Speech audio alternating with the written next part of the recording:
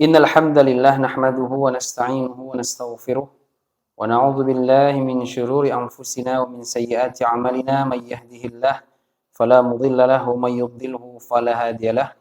Asyhadu an la ilaha illallah wahdahu la syarika lah wa asyhadu anna Muhammadan 'abduhu wa rasuluh la nabiyya wa la rasula ba'da amma ba'd. Bapak Ibu yang dimuliakan Allah Subhanahu wa taala, alhamdulillah syukur kepada Allah atas limpahan nikmat yang Allah berikan kepada kita malam ini, sehingga kita bisa mendatangi masjid, musholla kita ini dalam rangka melaksanakan sholat berjamaah maghrib, dan dalam keadaan sehat walafiat. Ada bapak-bapak yang sakit? Alhamdulillah sehat semua ya. Tapi kalau hati tidak tahu kita. Mudah-mudahan hati pun sehat, badan pun sehat. Bapak Ibu yang dimuliakan Allah Subhanahu wa taala, salam dan salam semoga tercurah kepada Nabi Muhammad sallallahu alaihi wasallam.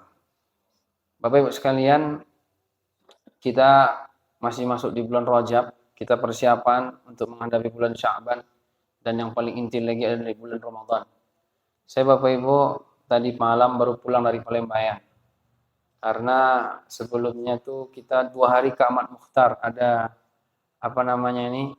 kakak ibu saya, suaminya meninggal, sakit, lalu meninggal. Masuk kita ke ruang Ambon Suri, Ambon Suri deh. Bapak-bapak ada yang pengalaman masuk situ belum? Ada, Bu? Banyak. Wah, bahaya nih. Saya pikir Ambon Suri hotel, kiranya Ambon Suri. Ke Ahmad Mukhtar. Datang ke sana. Jadi ketika di sana itu kami perhatikan lah, ada yang meninggal. Pas mau meninggal tuh saya lihat, ngeri sekali meninggalnya, sakaratul maut. Karena Umar bin Khattab mengatakan, lihatlah orang yang meninggal dunia, karena nanti dia melihat yang kalian belum melihat. Jadi betapa Bapak Ibu, takut saya dulu. Saya masih muda ya takut, Bapak Ibu harus lebih takut. Meninggal, habis itu meninggal lagi, ya Allah ya Rabbi. Terakhir yang paman saya ini meninggal juga. Akhirnya kita pun baru sehat-sehat ya kan, mau tidak mau harus ke Palembang. Malam malam Selasa, 1:30 tiba di sana, baru istirahat. Habis itu memandikan, mengkafani, menyolatkan, habis itu kuburkan, habis itu pulang lagi sini tadi malam. Jadi letih sekali karena kita baru ini. Tapi tadi memang alhamdulillah lah kita upayakan buat materi untuk malam ini meskipun rasanya belum begitu maksimal. Tapi Bapak Ibu, saya merasa ketika kita ke rumah sakit itu, iman itu naik rupanya. Makanya kata ulama, kalau bisa kita ini wisata-wisata tuh ya, kalau bisa ke kuburan, kata mereka. Ke wisata-wisata ke rumah sakit. Kenapa? Kita merasakan nikmat sehat itu ketika melihat mereka yang sakit. Mereka bicara tidak kuat, pakai ini itu. Saya baru sekali lihat orang kayak gini tuh. Apa tidak sesak napasnya, saya bilang. Memang kalau dibuka justru sesak, kata orang. Karena itu isinya oksigen, katanya. Maka Bapak Ibu yang dimuliakan, akhirnya saya berpikir, berarti beliau tidak sampailah kepada bulan Ramadan besok. Tinggal 2 bulan lagi kan? Dan orang-orang semua di kuburan hari ini berharap agar sampai akan mereka bisa berjumpa di Ramadan dalam hidup di dunia ini. Tapi ketika kita dapat Ramadan, kita banyak menyia-nyiakan. Maka kalau Allah sampaikan kita maksimalkan. Mudah-mudahan Ramadan berikutnya kita juga dapat, dan kita maksimal beribadah di bulan Ramadan itu. Dan diampunkan Allah dosa-dosa kita. Amin. Amin ya Rabbal Alamin. Bapak Ibu yang dimuliakan, kita pada malam ini masuk kepada materi selanjutnya adalah kapan makmum harus mengoreksi bacaan imam. Dalam hadis Abdullah bin Umar, berarti Ibnu Umar, anna Nabiya sallallahu alaihi wasallam shalla salatan. Nabi pernah beliau mengerjakan salat. Fa qara'a fiha falubisa alaihi falamman sarafa qala li Ubay asallaita ma'ana qala na'am qala fama mana'aka. Nabi sallallahu alaihi wasallam salat. Lalu ketika Nabi jadi imam, ketika itu bacaan beliau bolak-balik Bapak Ibu. Bolak-balik. Berarti Nabi ini lupa-lupa juga kadang-kadang ya. Tapi lupanya itu disengaja oleh Allah biar menjadi pelajaran bagi orang kalau nanti bertemu dengan imam lupa bacaan, sehingga nanti bisa menjadi pelajaran. Kalau Nabi nggak salah-salah, nanti pas di kitanya nggak boleh salah kan gitu nanti. Maksudnya wajib benar selalu. Tidak. Kadang rokaat kita lupa. Terkadang kita juga lupa di bacaan-bacaan tuh. Saya di pesantren Bapak Ibu, kita kan menjadwal anak-anak jadi imam taraweh. Di belakang dia ustadz. Gimana kira-kira itu? Gugup. Akhirnya dia mengingat-ingat bacaan. Pas naik rokaat kedua, langsung bacaan. Nggak pakai Al-Fatihah. Kan lain jadinya. Karena diingatnya ayat yang dibaca terus, lupa aja Al-Fatihah. Sampai ada kayak gitu. Gugup, ya kan? Nah, tentu enggak begitulah kalau kita. Jadi ada yang membaca apa namanya nih wal asri, larinya ke al-kafirun, kan terjadi begitu-begitu. Maka Bapak Ibu, ini satu pembelajaran. Nah, ketika itu Nabi bertanya kepada Ubay bin Ka'ab. Ubay bin Ka'ab hafalannya baik, bagus, qiraahnya mantap. Nabi bertanya, "Shallaita ma'ana?" Ubay, apakah engkau salat dengan kami tadi? Iya ya Rasulullah. Lalu kata Nabi, qala fama mana'aka? Kenapa kamu tidak mengingatkan? Apa yang menghalangimu tidak mengingatkan ketika saya salah? Jadi menandakan bahwa ketika imam salah, maka disitulah makmum mengingatkan. Tapi Bapak Ibu, perlu diperhatikan. Ketika imam nih lagi salah, jangan langsung kita tegur segera, seketika. Kecuali betul-betul dia udah nggak bisa lagi. Berhentilah dia. Pala nih, baru bagi makmum ini. Kadang ada makmum ini, dia pengen imam nih kalau bisa salah nih. Nanti biar saya nampak hafalnya kuat. Padahal kalau dia ke depan lupa juga dia. Ya kan Pak Imam? Karena di depan nih lain pula rasanya Bapak Ibu. Karena kita orang nggak akan ruku kalau kita nggak ruku. Kan begitu masalahnya. Kalau sempat kita salah kan malu kita. Imam tuh diikuti lah. Kalau yang diikuti salah, grogi kan jadinya. Terpikir. Makanya bapak-bapak nih kalau bisa sesekali dijadwal juga. Tanggal 1 Pak Datuk, ya kan?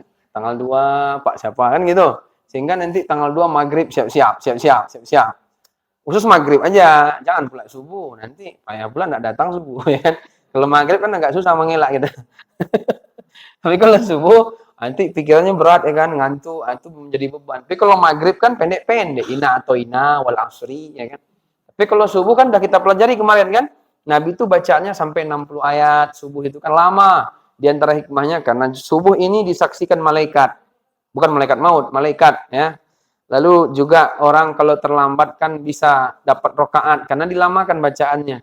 Yang ketiga bahwa di sholat subuh itu kenapa dilamakan bacaan?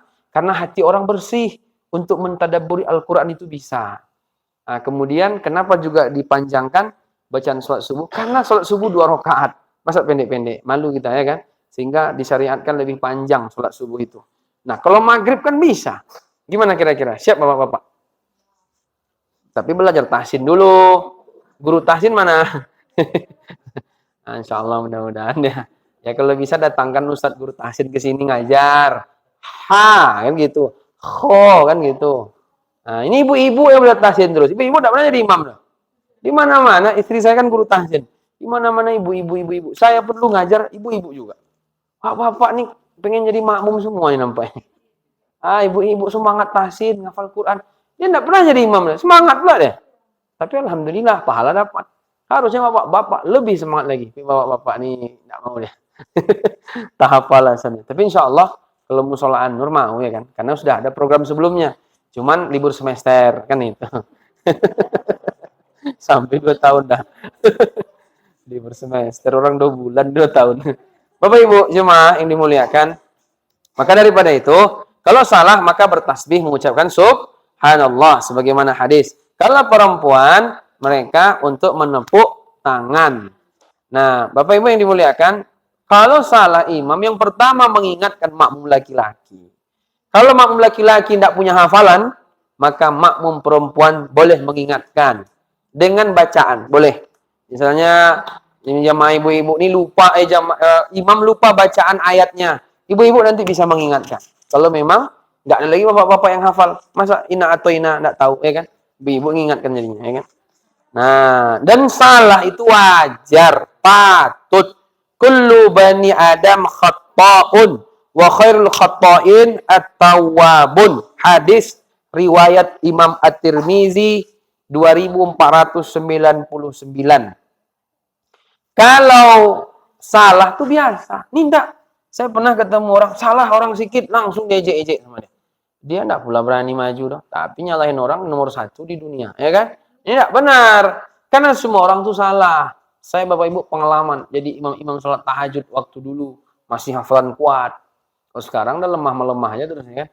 Sibuk ceramah. Ini pula kesalahan kita. Makanya perlu untuk diambil waktu murojaah lagi. Jadi waktu itu kita imam tahajud jam 2 bangun. Sholat sampai jam 3. Kan berat tuh ingat ayat. Salah juga. Udah diulang-ulang, salah juga. Saya mungkin pernah cerita, tapi saya ulang lah. Pernahlah dulu di Bukit Tinggi ini, subuh berjamaah, tahajud malam, kan ada tuh, subuhnya berjamaah ceramah. Tahajud malamnya mengundang Muzammil Hasballah, yang terkenal di Jawa Barat. Muzammil Hasballah. Kiroahnya mantap, bagus, sekolahnya di ITB. Sekolah di ITB. Kalau kita kan Stein aja ya kan, kalau dia ITB. Lalu dibuat spanduk. Ramailah orang datang ke Masjid Nurul Huda Tanjung Alam. Kalau di Musola Nur nanti tidak kuat pula, ya kan?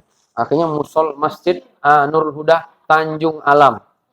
Tanjung Medan, Tanjung Alam, ada Tanjung-Tanjung banyak. Jadi ramai orang itikaf malam tuh. Datang panitia nelpon saya. Saya mutakin, ya Pak, bisa jadi imam? Kemarin udah jadi imam, saya imam lagi, saya bilang. Ini imam kita nggak hadir. Siapa imam kita? Muzammil Hasballah. Udah pakai spanduk, orang udah ramai iktikaf di masjid untuk mendengarkan lantunan bacaan imamnya Muzammil Hasballah. Rekamannya banyak di YouTube, yang nonton jutaan-jutaan orang. Saya disuruh ganti. No, saya bilang. Nggak berani saya. Akhirnya nggak bisa juga, nggak ada yang mau, saya pun maju. Untuk menghilangkan malu panitia nih soalnya. Tapi saya yang jadi korban. Grogi lah saya kan. Orang udah ramai datang. Itikaf. Datang saya jam 10:30. Udah ramai orang. Ustaz-ustaz ada yang tidur. Ya, itikaf di masjid malam. Saya pula jadi imam. Yang diundang Muzammil. Yang hadir Mudassir. Gimana ini ya kan? Sama berselimut juga artinya kan. Muzammil orang berselimut. Ayat surat Mudassir orang berselimut juga.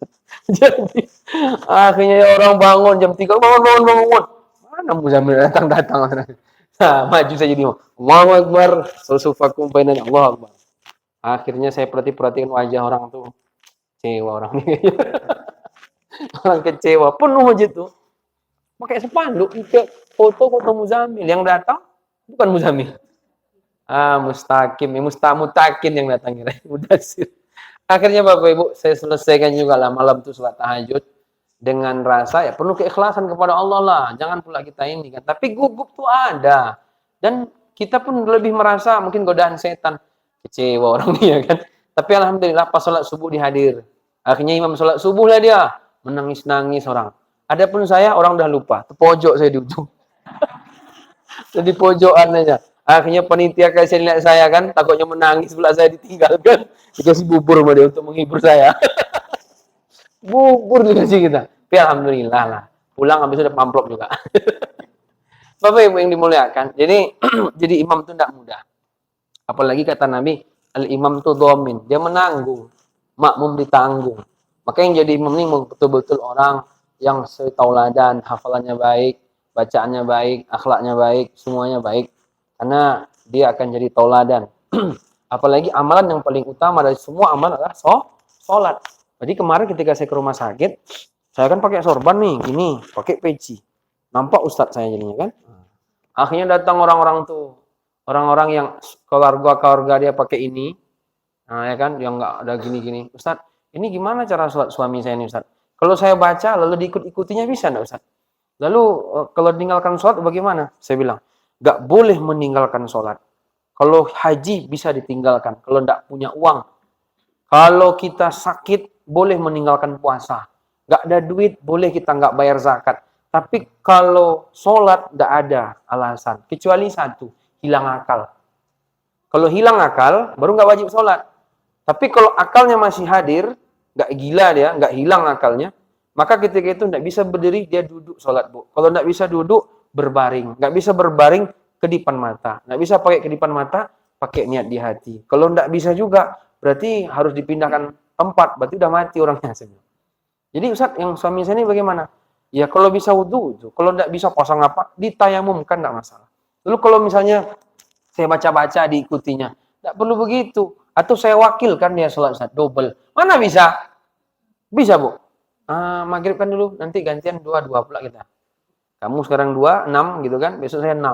Adapun saya saat ini lanjut dulu nonton HP. Kan begitu, tidak bisa.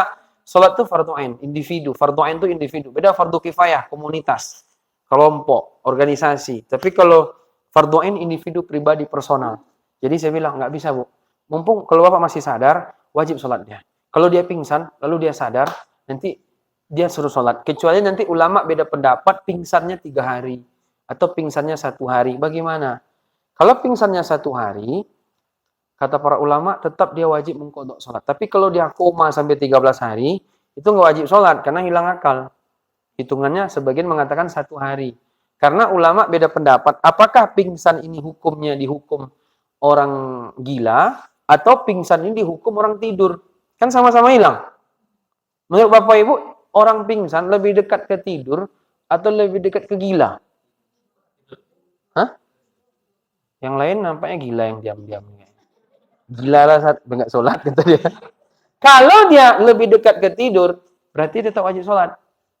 Nah, cuman nanti kalau udah 1 hari 1 malam, berarti kan di luar normal tidur, ya kan? Emang orang tidur ada sampai 1 hari 1 malam apa Ibu? Anggaplah 1 hari 1 malam, itu minimal, maksimal. Lewat 1 hari 1 malam, berarti dia sudah nggak dihukumi tidur lagi kan? Kita ini kan kalau tidur kan 2 jam, paling-paling 15 menit atau setengah jam. Kalau setengah jam itu di mana? Di musola, kan itu biasanya. Maghrib isya biasanya. Nah, cuman nanti doa kita ya itu tadi lah. Kadang-kadang salah tempat. Kalau doa tidur kan, apa doa tidur?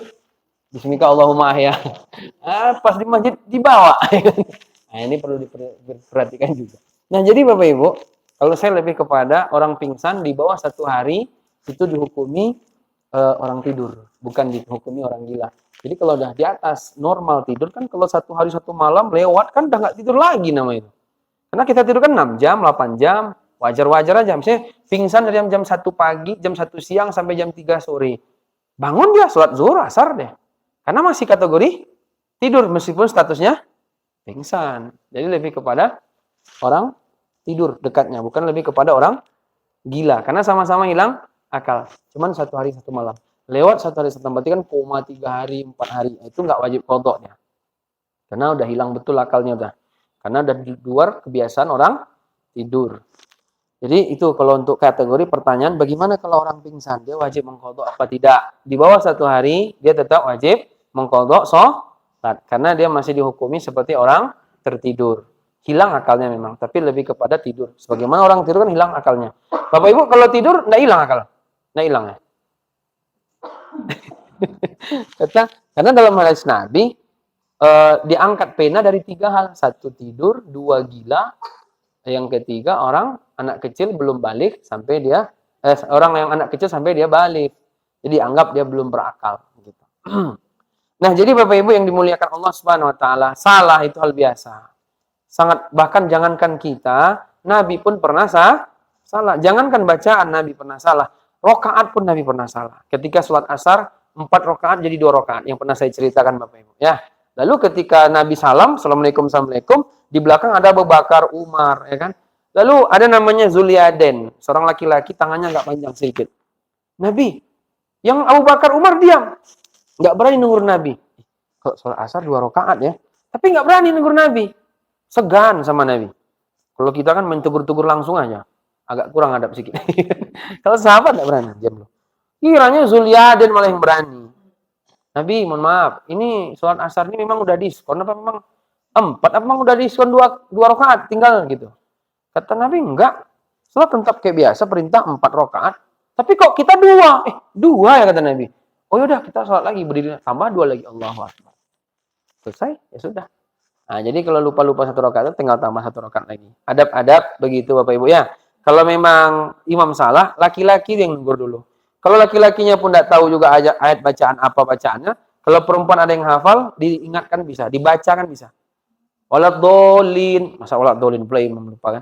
Anggap begitu misalnya kan, walad dolin ingat kan. Nah, jadi aurat suara perempuan tidaklah aurat dalam hal ini. Karena Nabi, sahabiah juga hari-hari mereka kadang ngomong. Karena ada pendapat suara perempuan aurat kata dia. Pendapat yang kuat, suara perempuan tidak aurat. Jadi jangan heran kalau nanti ada pendapat yang mengatakan seperti itu. Cara duduk makmum masbuk ketika imam tasyahud akhir. Mana yang harus diapakan? Kalau kita sholat maghrib tadi Bapak Ibu, kan kalau rakaat ketiga kan kita pakai duduknya gayanya apa namanya? Apa kemarin namanya Bapak Ibu? Duduk di lantai. Duduk di lantai itu apa namanya? Hah? Tawaruk. Tawaruk. Bapak Ibu ingat ya istilahnya. Kalau duduk di lantai, duduk akhir, tasyahud akhir, namanya tawaruk. Kalau kita duduk di atas kaki kita, namanya iftirash. Tawaruk, tawadu, mirip-mirip juga tuh. Tawaruk. Lalu kalau di atas, iftirash. Nah, ulama itu nanti Bapak Ibu dijelaskan di sini terbagi paling tidak dua pendapat. Ya. Ulama Hambali ini Arab Saudi berarti ya, mengatakan makmum masbuk duduk kalau misalnya gini, imam rokat ketiga, dia rokat kedua. Kalau kita rokat kedua, imam rokat ketiga, berarti kita terlambat 1 rokaat. Kalau kaidahnya, setiap 2 rokaat kan duduknya iftirash, di atas kaki kita. Di atas apa ini? Betis kita. Tapi imam tawaruk. Bagaimana ini? Kita ikut imam atau kita posisi iftirash. Kalau ulama Hambali, mereka mengatakan tawaruk, ikut imam. Apapun imam ikuti.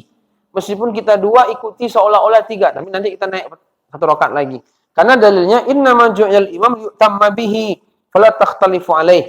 Imam itu diangkat untuk diikuti. Maka jangan kamu menyelisihinya.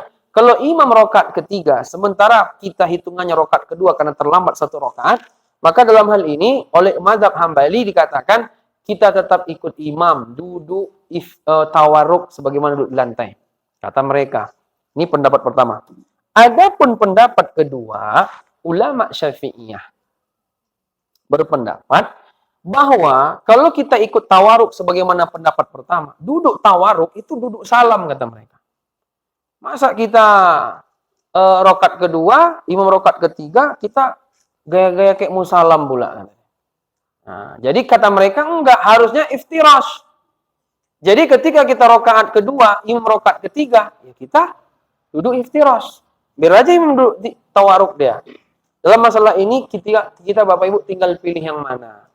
Ya, sebagaimana dalam hadis Abu Humaid As-Sa'idi radhiyallahu an, beliau berkata, fa idza jalasa fi raq'atin jalasa ala rajlihi al-yusra wa nasaba al-yumna wa idza jalasa fi raq'atil akhirah qadama rijlahu al-yusra wa nasaba al-ukhra wa qada ala maq'adatihi. Nabi SAW jika duduk dalam salat di 2 rakaat pertama beliau duduk di atas kaki kirinya dengan menegakkan kaki kanan. Jika beliau duduk di rakaat terakhir beliau mengeluarkan kaki kirinya, menegakkan kaki kanannya dan duduk di atas lantai. Jadi saya rasa hadis ini bukan berarti mazhab Ahmad nggak tahu. Cuman memang mereka lebih kepada ikut imam. Gimana posisi imam itu ikuti. Tapi kalau mazhab Syafi'iyah, ya pokoknya hitungannya di kita. Kalau kita 2, ya duduk gaya 2. Meskipun imam duduk gaya tasyahud akhir. Nah, kalau saya Bapak Ibu, saya lebih sering pakai yang ikut mazhab Syafi'iyah ini. Karena lebih memudahkan kita untuk naik ke atas. Nah, kan gini. Tapi kalau Bapak Ibu ikut yang pertama, bagus juga. Ya, kayak gini, duduk tawaruk kan? Ini. Nah, tapi kalau Syafi'i enggak. Kita gini, karena kan kita belum tasyahud akhir. Imam aja. Biar aja imam sendiri yang salah kita, kan gitu. Apa terlambat. Karena begini, ini secara logika pun menandakan kita ini belum salam. Karena kalau kita ikut begini, orang Assalamualaikum. Kita pun Assalamualaikum. Kurang 1 loh. Gayanya gaya salam, ya kan? Tapi kalau begini, ya pakai dalil yang tadi, ini memudahkan juga berdiri. Berdiri pun enak-enak. Gitu. Sebagaimana tasyahud awal, kan duduknya kayak gitu. Kalau duduk antara 2 sujud, duduknya juga seperti itu. Jadi ketika berdiri, lebih memudahkan. Ya kan? Ketimbang begini, udah teleng-teleng kan? Pinggang sakit pula, asam urat apa. Habis itu tambah pula saraf kejepit. Ya, jadi Bapak Ibu tinggal pilih. Nah, kalau saya dulu awal-awal, pendapat pertama saya banyak pakai. Apanya yang saya ikuti. Karena guru-guru saya ngajarin kayak gitu. Bisa saya kaji-kaji lagi. Akhirnya saya mengambil pendapat Syafi'iyah dalam hal ini. Tapi kadang-kadang ya ikut yang pertama juga. Tapi belakangan ini banyak yang gaya kedua. Karena lebih mudah berdiri. Lebih mudah berdiri. Bapak Ibu yang mana biasanya nih? Kami kayaknya nggak ada satupun dari itu semua. Yang kedua ya kan? Ya banyak yang kedua ya. Berarti Itu yang dipakai pendapat Syafi'iyah. Merujuk hadisnya ini, hadis Bukhari Muslim. Kalau yang pertama, hadis Bukhari juga.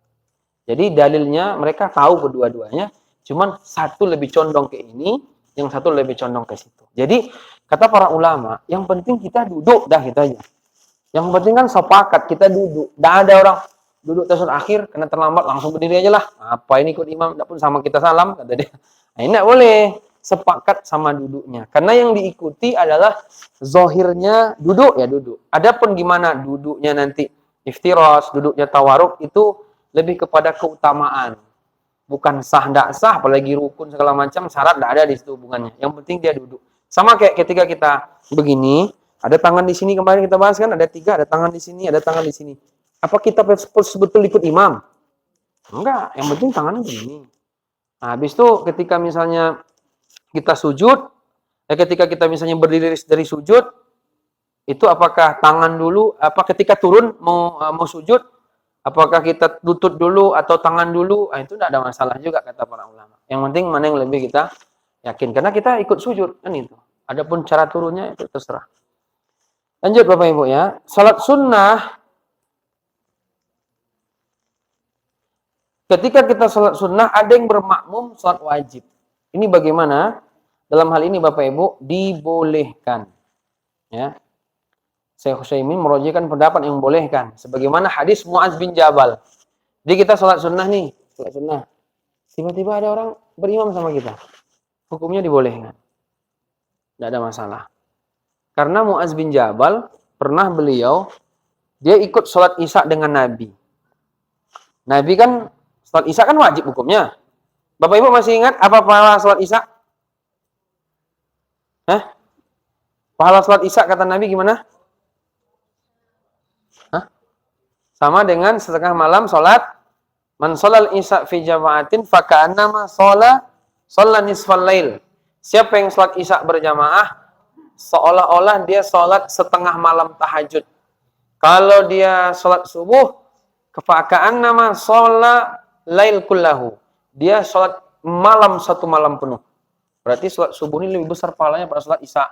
Dan salat subuh ini 2 kali berat salat Isya.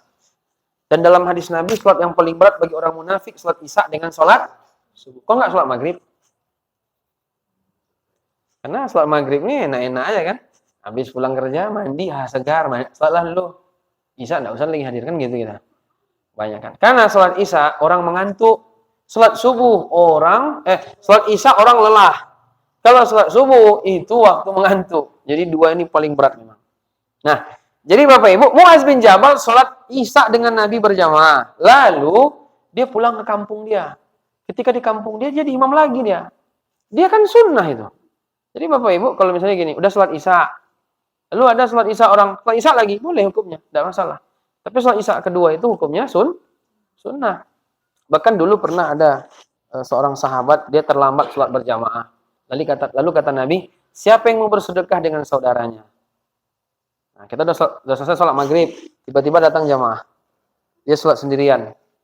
Kan tidak dapat dia sholat berjamaah, tibanya kan? Sholat sendirian. Kata Nabi, coba sedekah sama kawannya. Di kawan, bisa tuh. Nah, cuman disebutnya sedekah sama kawannya. Berarti kan dia 2 kali sholat maghrib. Dikawani ya kawannya kan. Ini hukumnya juga dibolehkan. Tapi kalau dia di masjid musafir, setiap orang terlambat dikawaninya sampai 10 kali. Janganlah gitu-gitu kali. Lain. Sekali cuma salat di masjid musafir ya kan, orang itu gua terganti salat ya. Nah, itu nampaknya kelewatan juga ya.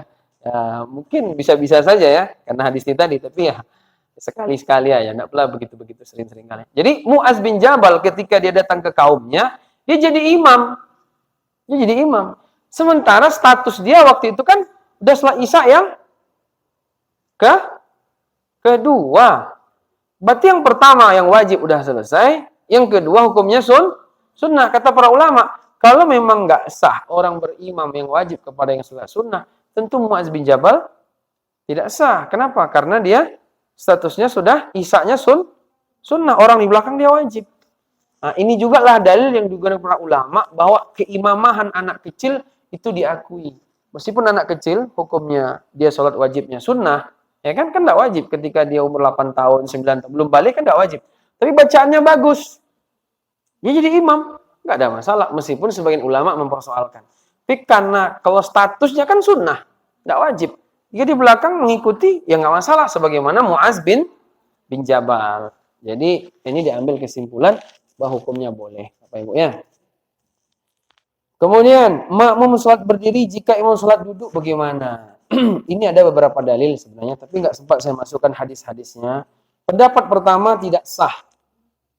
Ya, ini pendapat Imam Ahmad. Karena hadisnya, wa idza shalla julusan fasallu qu'udan.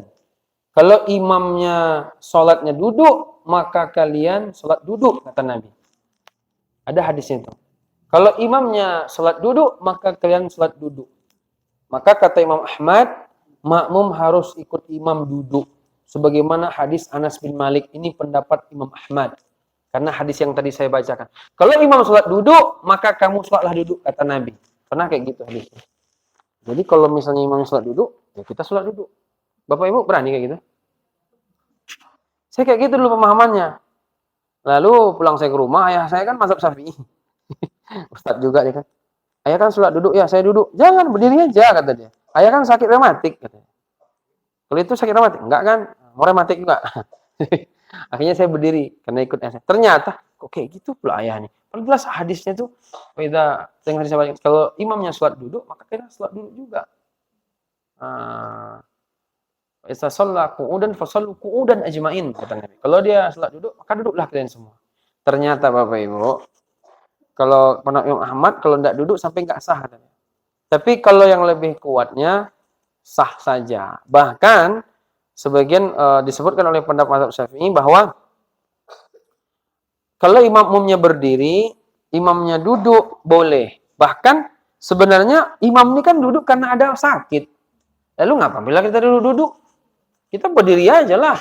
Biar aja imam itu duduk. Karena dia sakit gitu. Makanya Bapak Ibu, di antara alasannya juga adalah ketika Nabi sakit, menjelang beliau meninggal, itu kan mau jadi imam menggantikan Nabi kan di rumah demam nih. Waktu itu mau digantikan sama Abu Bakar. Tapi ternyata Nabi dipegang sama sahabat kiri kanan. Jalanlah dia ke mihrab, ke tempat imamnya. Kemudian beliau sholat duduk. Sementara jamaah lain berdiri. Nah, kata mereka berarti ini tidak ada masalah. Karena jamaah tetap berdiri, maka sebaiknya tetap berdiri. Kayak gitu. Pandangan dari pendapat mazhab Syafi'i. Saya pun lebih condong kepada nomor 2 ini. Karena kan yang kita pelajari bahwa berdiri itu kan rukun dari sholat. Kecuali sholat sunnah. Berdiri nggak wajib. Kalau Bapak Ibu sholat wajib, mampu berdiri wajib. Kalau enggak sah sholat. Karena rukunnya. Tapi kalau sholat sunnah, nggak berdiri nggak apa-apa. Cuman pahalanya diskon 50%. Kalau sholat tidur, di diskon 50 tuh 50 lagi. Berarti tinggallah 25%. Nah, kalau sholat sambil tiduran, betul-betul tidur, itu enggak sholat namanya. Itu bermimpi dia berarti. Sambil tiduran. Nah gitu ya. Jadi habis nanti sholat wajib, sholat isya kita kan. Bapak Ibu, aduh. Capek kali lah. Tapi berdiri nggak malas lah ini. Adalah sholat sunnah sambil doa Allah. Jadi orang apa Bapak nih? Kok aneh sholat sekarang nih. Habis pengajian tadi. Tapi jangan pula gara-gara pengajian nih kita bermurah-murah. Bentar-bentar sholat duduk. Bentar sholat duduk. Nanti sakit kali kaki udah tahu. Minta sakit kaki namanya ini ya kan. Jadi jamaah kalau bisa berdiri. Tapi pahalanya 100. Kalau dia duduk separuh untuk sholat sunnah. Wallahu a'lam bishawab. Sekarang masuk sholat Jumat lagi kita. Sudah selesai nampaknya. Sholat Jumat lagi kita. Ibu-ibu wajib sholat Jumat? Yang wajib sholat Jumat siapa? Apa-apa. Bapak-bapak pernah meninggal sholat Jumat? Tidak usah jawab. Nanti ketahuan. Dulu Ustaz. Sholat Jumat hukumnya fardu ain. Bukan fardu kifayah. Fardu ain hukumnya. Ulama sepakat. Ijma. Siapa yang menentang kafir. Kalau sholat berjamaah nggak sepakat. Saya pernah sampaikan. Mazhab Hambali sholat berjamaah hukumnya wajib. Yang dari Saudi itu mesti wajib sholat berjamaah. Saya lebih kepada sholat berjamaah hukumnya wajib. Kecuali memang dia nggak mampu. Habis itu kalau Imam Syafi'i sholat berjamaah hukumnya fardu kifayah. Kalau mazhab Maliki sholat berjamaah hukumnya sunnah muakkadah. Tahu sunnah muakkadah apa Ibu? Yang ditekankan. Kalau fardu kifayah tahu? Sebagian melakukan, yang lain bebas dari dosa.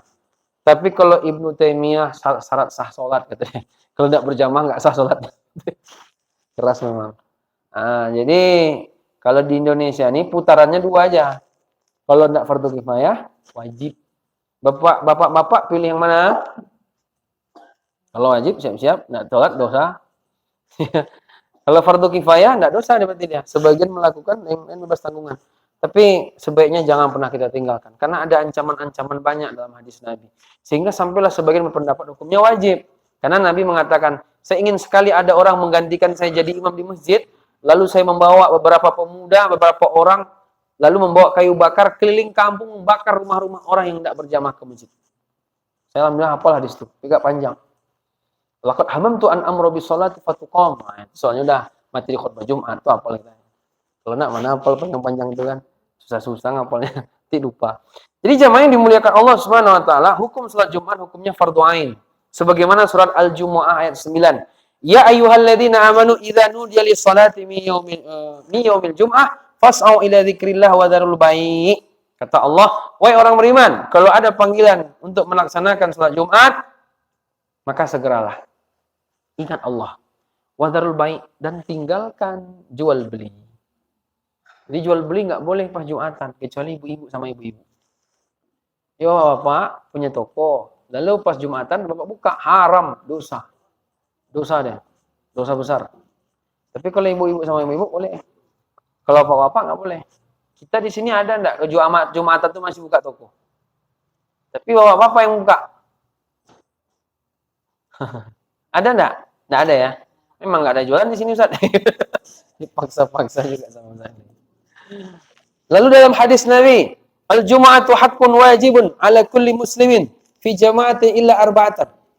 Kata Nabi, Jumat ini wajib hukumnya bagi muslim dalam berjamaah, dalam jamaah kecuali 4 orang. Siapa dia? Abdun mamlukun, budak yang dimiliki.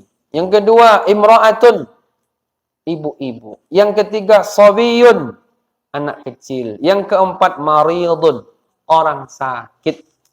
Kalau pilek gimana? Itu nggak masuk. Kecuali corona deh. Jadi kalau sakit-sakit ini kan ada 3 tingkatan. Nanti fikih puasa tuh nanti itu masuk. Sakit boleh batal. Maka maridun aw ala safarin fa'iddatun min ayyamin ukhra. Siapa yang sakit boleh diganti di hari lain. Akhirnya enggak puasa. Sakit. Apa sakit? Cuman apa? Batuk-batuk pilek dikit. Itu namanya enggak sakit. Itu sakit ringan. Nanti ada sakit menengah, ada sakit berat. Dibagi-bagi oleh para ulama. Jadi Bapak Ibu, yang enggak wajib berjamaah ini 4 orang. Tapi nanti ada satu lagi 5. Dalam hadis ini 4 disebut. Pertama budak. Budak enggak ada di sini dong. Di Malaysia yang ada. Kiranya anak-anak, berarti maksud. Bukan budak yang ditawan sebagaimana zaman dulu. Budak. Di tempat kita enggak ada budak. Orang merdeka semua. Yang kedua perempuan. Ibu-ibu enggak wajib. Cuman ibu-ibu kalau mau Jumatan boleh. Cuman enggak pernah dianjurkan. Karena itu laki-laki semua di situ nanti. Kumpul. Yang ketiga anak-anak kecil. Yang keempat orang sakit. Ini yang nggak wajib berjamaah. Jadi selain dari 4 ini wajib berjamaah dia. Asal dia laki-laki maka hukumnya wajib. Gitu. Kemudian terdapat juga ancaman dalam hadis Nabi. La yantahiyanna aqwamun an wad'ihimul jumu'at aw la yahtimanallahu ala qulubihim thumma la yakunanna minal ghafilin. Hendaklah orang yang suka meninggalkan salat Jumat menghentikan perbuatannya, kata Nabi. Atau jika tidak, Allah akan menutup hati-hati mereka. Kemudian mereka benar-benar akan tergolong ke dalam orang-orang yang lalai. Allah tutup hati. Ditambah pula ada hadis yang langsung terang menjelaskan, man taraka salata juma'in tahawunan biha, taba Allahu ala qalbihi. Siapa yang meninggalkan Jumat sebanyak 3 kali karena lalai terhadap salat tersebut, maka Allah akan tutup hati. Sampai kayak gitu, ancaman-ancaman. Maka dosa besar orang yang meninggalkan Jumat ini. Tapi alhamdulillah ya kan, karena ini ijma, sepakat ulama, tidak boleh meninggalkan Jumat. Orang-orang nggak sholat, Jumat datang deh. Tapi kalau sempat pula sepakat ulama, laki-laki wajib berjemaah ke masjid. Oh, mungkin saya rasa orang ramai tiap sholat 5 waktu. Tapi ulama kan ikhtilaf sampai jadi 4 tadi kan. Kalau Jumat ini ijma, nggak ada yang bilang sunnah salat Jumat menurut mazhab Maliki, nggak ada kayak gitu. Nggak ada, semuanya sepakat hukumnya ijma. Makanya sampai orang-orang yang nggak jarang sholat pun dia Jumatan. Cuman nanti yang perlu kita koreksi, nantilah sambil berjalan, bagaimana Jumat itu harusnya kita lakukan, bagaimana datangnya, bagaimana dalamnya. Ini yang kadang nggak dipahami, ya kan? Anak-anak muda, mereka di luar main game. Saya khotbah Jumat di pasar sayur, masjid situ tuh. Saya kan namanya khotib, dilihat semua orang, ya kan? Kita lihat orang semua, ya kan? Itu keluar, ya, main game deh. Saya pernah juga khotbah di Pekanbaru Jami itu. Kita kan di atas khotbahnya. Naik kita ke atas. Nah, mimbarnya di atas, bukan di bawah, di atas. Itu di lantai 2, isinya anak-anak semua. Ribut. Lagi khotbah tuh, marah saya. Anak-anak semua, diam kalian. Diam semua. Bapak-bapak di bawah terkejut. Lain pula khotib kita nih, ngamuk-ngamuk dia. Bebas saya. Kalau saya bebas, yang situ nggak boleh ngomong. Saya ngomong sendiri. Cuma 15 menit, habis itu turun lagi. Ngamuk orang, boleh Bapak Ibu. Boleh. Karena Nabi pernah khutbah Jumat, lalu datang sahabat, dia masuk masjid, tidak salat sunnah. Duduk langsung dia. Sementara perintahnya, idza dakhala ahadukumul masjidah, falyajlisu hatta yusalli rak'atain. Sama Nabi dibilang, Pak, udah salat belum? Belum. Berdiri. Lagi khutbah ya. Nah, gitu. Jadi tegur sama khotib. Berdiri. Sebenarnya bisa juga. Kalau begitu, berarti kan orang-orang tuh, kalian semua. Karena khutbah itu khotib aja yang ngomong, yang di bawah jangan ngomong. Bahkan Nabi mengatakan, man qala li akhihi ansit faqad lahu. Siapa yang mendengar khutbah Jumat, lalu dia mengatakan kepada kawan, diam. Itu kata Nabi sudah sia-sia. Padahal dibilangnya diam, apalagi memang dia di belakang tuh main lato-lato, ya kan? Lebih parah lagi. Petak tuh lato-lato itu sekarang kan. Tapi udah menurun lato-lato itu dah. Jadi Bapak Ibu, nah ini bapak-bapak lah khususnya, nggak boleh kita. Makanya saya kasihan sekali ya, ada misalnya orang lagi khutbah Jumat, ada garib gitu kan. Gini kan apa tuh kan, jalan. Ini anak nih kasihan, lah 4 Jumat 1 bulan, nggak diakui mungkin Jumat. Orang khotib dia gini-gini kan. Kalau saya pribadi tuh nggak boleh kayak gitu tuh. Karena apa? Dia harusnya fokus. Kalau sibuk juga, bukankah kotak-kotak sudah cukup selama ini? Kita kan bisa mencari cara lain. Karena Nabi bilang, siapa yang bilang ke kawannya diam, itu lago, sia-sia. Sia-sia itu ada sebagian memaknai, saya baca. Maksudnya nggak sempurna. Ini bukan lagi dia, memang dia. 1000, 2000, apa tuh? Sini, alhamdulillah. Lanjut lagi. Orang khutbah, dia jalan-jalan juga. Bahkan sebaiknya, ketika lagi Jumatan itu tidak boleh. Ya mungkin tidak haram nanti lah ya. Menjalankan kotak itu kalau bisa jangan. Karena geser-geser juga kita ya kan. Karena ada dalam hadis juga, man massal haso faqad lahu juga. Siapa yang megang-megang kerikil, sia-sia. Di zaman dulu kan orang nggak pakai keramik zaman Nabi kan. Kan pasir. Ada kerikil dipegang-pegang mana. Dengar Nabi khutbah, kerikil. Zaman dulu kan ada kerikil. Nah, ini juga sama Nabi, man massal haso faqad lahu. Siapa yang megang-megang kerikil, sia-sia. Sia-sianya nggak sampai membatalkan. Tapi kalau dilihat zahir hadis, ini membatalkan seolah-olah kan sia-sia. Mungkin tidak batal, pahala tidak ada. Intinya bukan masalah habis pahalanya atau mungkin tidak batalnya, tapi jangan kalau bisa kita konsentrasi gitu mendengar. Jangan meremehkan. Orang ngomong kita main-main HP. Apalagi main-main HP ya. WhatsApp ini nggak apa nih. Lanjut Imam, lanjut. HP. Jadi sebaiknya jangan. Dan saya Bapak Ibu pernah juga melihat ya di antara jamaah kita ini ketika khutbah kita, dia mencatat juga. Mantap. Oh iya, Ustaz, mantap. Sebenarnya jangan juga. Ada juga kawan saya malah direkamnya kita khutbah. Mantap khutbah sama tak ini tentang sholat berjamaah.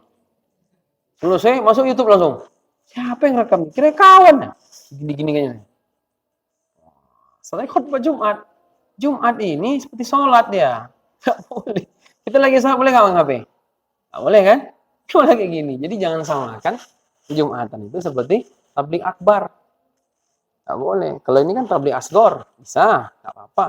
Jumatan nggak boleh Pak. Nah jadi ini penting untuk kita. Makanya anak-anak ini diamankan ketika Jumatan. Jangan mereka lalang. Akhirnya petugas masjid yang menjadi korban. Ya kan? Lari juga lagi. Kan ada kayak gitu. Nah, akhirnya betul-betul beda. Jadi betul-betul dimuliakan ketika Jumatan ini. Wallahu a'lam bishawab. Bapak Ibu ada pertanyaan? Nggak ada ya? Nampaknya nggak ada nih, karena yang Jumat apa-apa. Kalau memang rasanya nggak ada tanya jawab tentang masalah ini, insya Allah besok kita lanjutkan syarat wajib sholat Jumat. Nanti mungkin ada pertanyaan tentang berapa jumlah Jumatan. Apakah 40, apakah 12, atau berapa. Nanti insya Allah akan kita bahas. Sekarang kita sudah masuk kepada Jumat. Allahu a'lam bishawab. Kita tutup dengan bacaan doa kafaratul majlis. Subhanaka Allahumma rabbana wa bihamdika asyhadu an la ilaha illa anta astaghfiruka wa atubu ilaik. Wabillahi taufiq wal hidayah. Assalamualaikum warahmatullahi wabarakatuh.